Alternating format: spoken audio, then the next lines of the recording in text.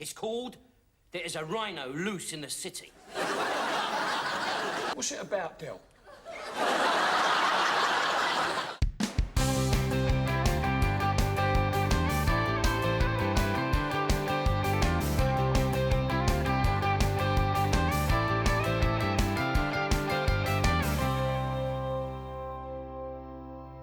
Hi everyone, I'm the Broken Meeple. Win or lose, I'm going to be honest with you, and this is the second of a couple of small game reviews I have lately, which completely passed me by. Like, I did not know this existed.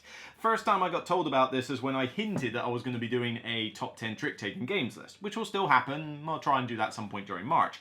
But as soon as I did, I sort of mentioned, oh yeah, I've played these games and I enjoy these ones, and people mentioned, well, what do you think of movie tricks?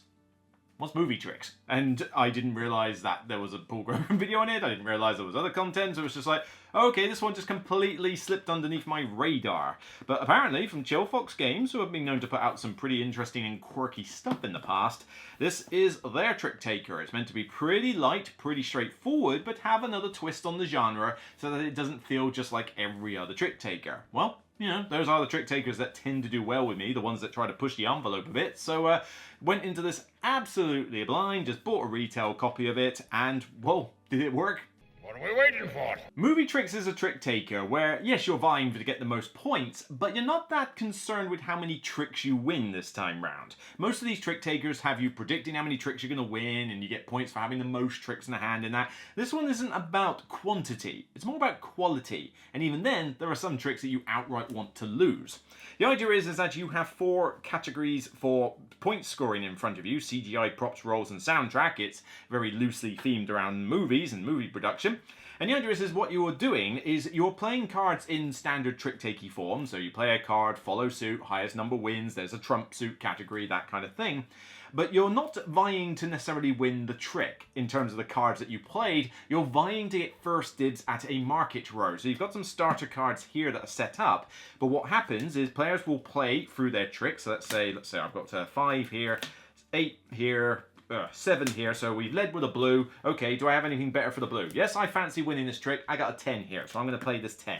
Can you feel it, Captain Compost? You then rank the cards based on number primarily. The lead color of the suit, the lead suit of the trick doesn't actually get any extra standing. It's all about trump suit and numbers at the end of the day. So the 10 wins, and then the 8 wins, then the 7 wins, and then the 5 wins. At this point, there's no trump. So what happens though is that I now get first dibs on this market row and decide which card I want. I take the respective card and I place it on top of the respective category. So in this case it's a soundtrack card, and this forms part of a tableau of columns that I am building with the different cards. The values matter more for endgame scoring in terms of the best row and the worst column. But the symbols on the cards have their own little way of scoring based on the category card, and this is the same for every player, and you will be deciding whether you want the card based on its value or whether you want it based on its symbology that's on the card. And then the other players will take turns taking the various cards as well out of the market. Once they're all taken, the cards that were used in the trick that you just played go into the market for the next round. So you're now actually bidding for the cards that were just used. However, those that were in last place, or second to last place if you've got 5 players in the game, get to choose from 2 different bonus cards, which represent sort of low value cards for these normal ones, or these +3 strength sort of one-off discards. But when you take one of these as one of the worst players in the trick, so this is what I mean about you actually wanting to lose the trick at times, the one that you take will denote which trump color there is for the next hand, and this will give you a choice. So if I take this one, for example, because, I want to keep this into my hand, or I might want to place it into my tableau as well, then I now set the trump color as blue, and then for the next hand we play, blue is the trump suit, and you'll play it according to those rules. The game carries on until this deck runs out, and at that point, you total up the points in the game, which primarily denote from 6 different things. You've got your best row in terms of its total value. Standard, yep, that's your movie you made. Then you've got looking at all your individual columns and picking the lowest score of those. So there's a most of and a lowest of in this game. And then you've got the 4 categories themselves. CGI wants you to get loads of bang symbols, but also rewards you for the value of the last placed CGI card you had. So if you finish this column with a 10, that's pretty fantastic. The second one, props, is basically set collection, so there's up to 10 different prop symbols, and the more you get, the more points you could score from claiming one of these cards. The problem is that you can only claim one of these in the whole game, and you must do it after placing a props card, so you run the risk of actually wasting your time and not grabbing one of these before the game ends or before someone else nicks it. Third one is rolls. You basically collect hero and villain symbols, and at that point you score based on how many you've got, and if you can keep them in balance, then you get some bonus points. And then the soundtrack is basically a bit like the Sushi Go dessert, so you get points normally, but if you have the most of them, you get more points, and if you have less of them, you get like no points. So it's one of those, don't be the one with the least of them at the end of the game, because you might suffer badly in that respect. Once you get to the end of the game, total out the points, see who wins. Of course! If you're familiar with trick takers, this will not take you long to teach. This is definitely an intro level trick taker. You don't need to know loads of complexities about the lead suit or anything. It's purely a case of highest number wins, but trump suit trumps the other colors. That's all you need to know about how games are won. And with the scoring itself, the scoring is not particularly complicated. It tells you how they score on these category cards themselves. So you've always got the frame of reference, and the cards themselves, there's no like weird wacky abilities you've got to take care of, like the one from Stonemaier, the origin story. These bonus cards are basically just lower values of standard cards, and the +3 card, which is simply just bin it with a card and you add 3 to its value. Nice and simple, nothing complicated.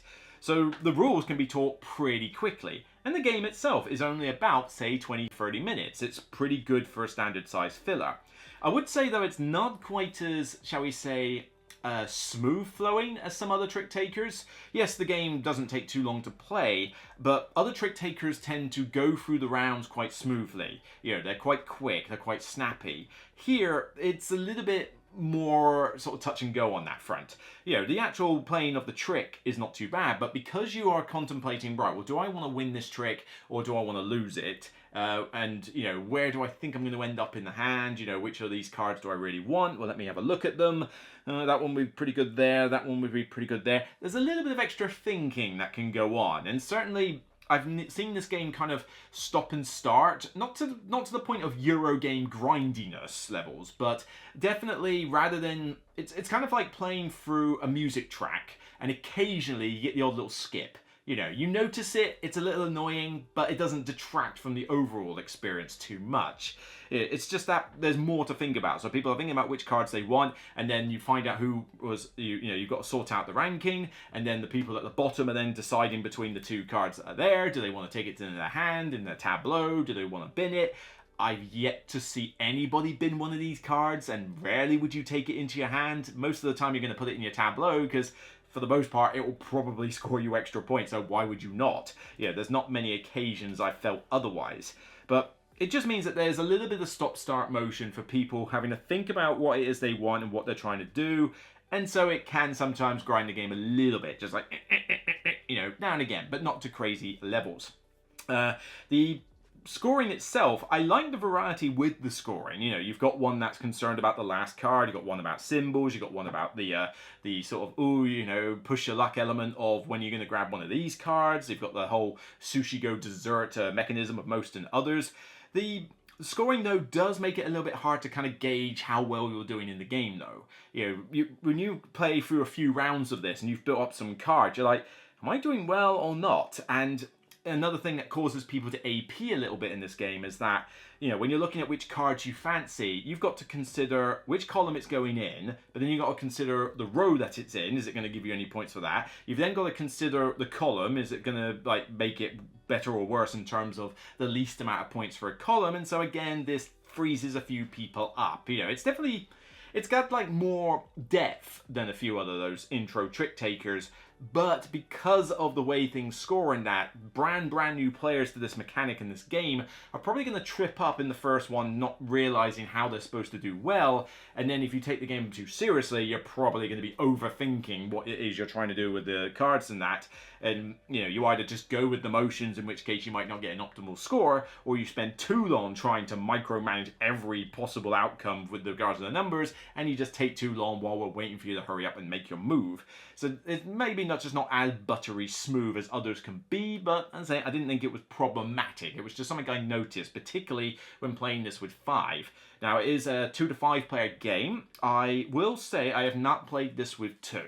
But honestly, I don't think 2 is a number that I would want to play most trick takers with anyway. And there's also a family variant at the back as well. Not tried that. You know, this game I have mainly played as a 3 to 5 player game. And in 3 to 5, it works perfectly fine. I think 3 to 4 is the sweet spot. I think 5 maybe is just a little bit too chaotic with, you know, the trick hands themselves. It's very difficult to gauge if you're going to be the last player or the main player, even though the last 2 players get a little prize. But also, it's just maybe takes a little bit longer than it should at 5, you know, just because you've got people trying to think about, oh, do I want to play this card, or do I want to take this one, or where's this going to go, that kind of thing. It's, you know, I prefer to play this with 3 or 4.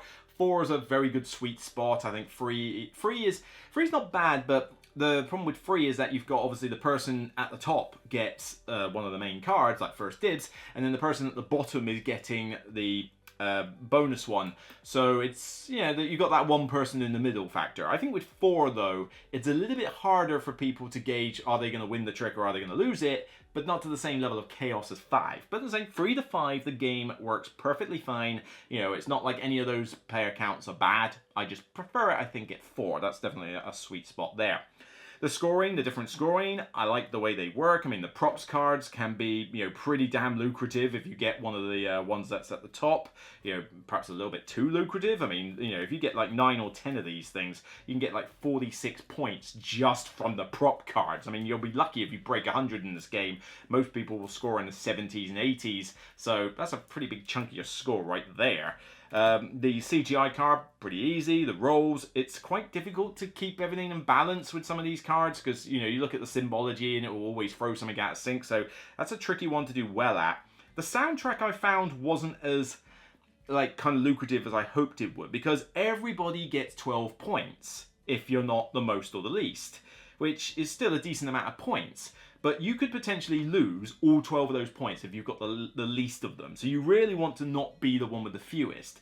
But if you have the most, you only get 18 points. It's only a 6-point difference between 18 and 12. And I feel like that should have been more like a 24-point boost. You know, yes, you have dire consequences if you are the one with the least. But this doesn't give you a huge amount of incentive to be the one with the most. I have tried like going out of my way to get like the most soundtrack symbols, and it never felt like it was worth the extra 6 points.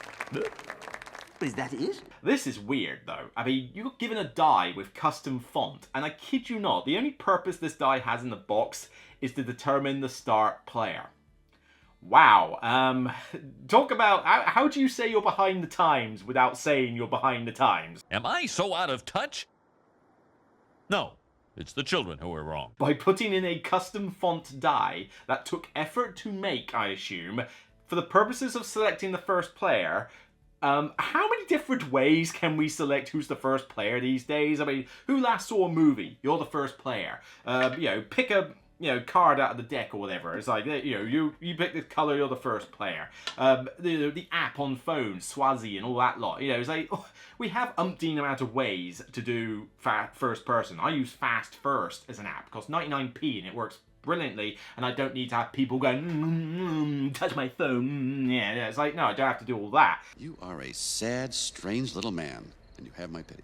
It's not like a nitpick or anything. It's just I found it funny that this was even thought of, was required. I don't know. You know, it's not even a rubbish little die from Amazon or something. You know, like generic die. This one took effort to make it, yet it's just basically useless. It's just weird.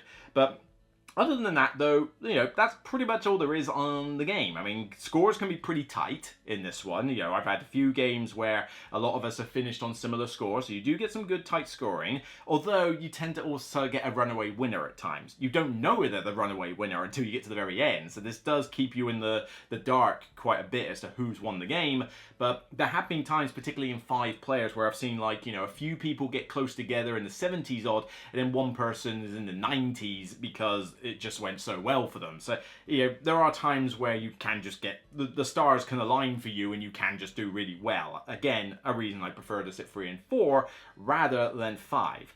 But that's pretty much all there is to say on the game, and overall I quite like this one. It's a solid trick taker. A little different from the norm, you know. I think I prefer I like the scoring being more simplified with, okay, I'm just trying to win a bunch of tricks, and then based on whether I predict all this, I get so many points in the round, and then I can pull it back. This one, it's difficult for you to gauge how well you're doing. So you don't necessarily feel like you're doing well at any point during the game until you get to the very end.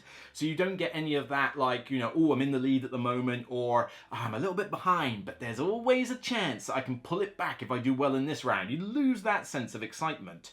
This one is basically go through as many rounds as the game is and then find out if you won at the end, because there is no way you're going to be able to figure it out during the game. There's just too much going on. But the rules are not complicated at all. They're very easy to teach. The trick-takey part, again, pretty straightforward. It removes one aspect of ranking cards, which normally means that the card you lead with has precedence. It takes that away, so you've got one less thing to worry about with regards to the numbers. Although the problem is, that works well for new players. It throws off veteran trick takers like you wouldn't believe, because obviously we don't expect that kind of thing.